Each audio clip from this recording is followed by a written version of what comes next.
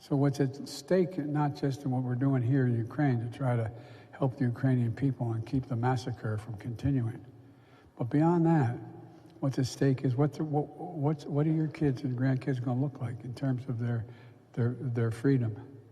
What's happening?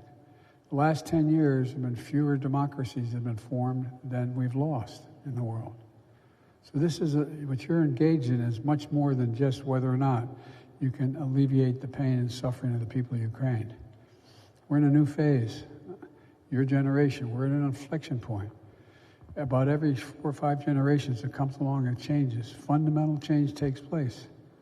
The world ain't going to be the same, not because of Ukraine, but I'm not going to be the same 10, 15 years from now in terms of our organizational structures. And the question is, who's going to prevail?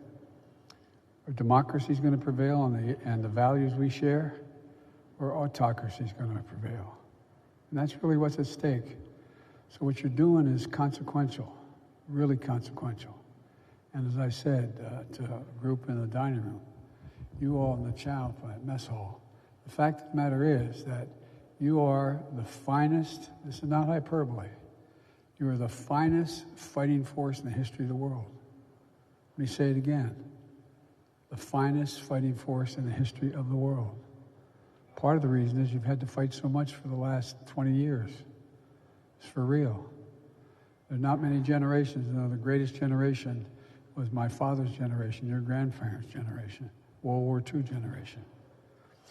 But nobody, no other generation has had to be in a battle, have your buddy blown up, wipe the blood off the Humvee and get back in and saddle up and go for another 6 months.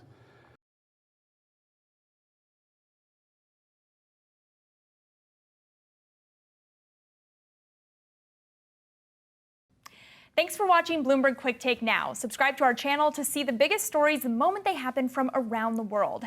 And tune into our 24/7 live stream for global news coverage, interviews, deep dives, shows, and documentaries on the stories you care about most.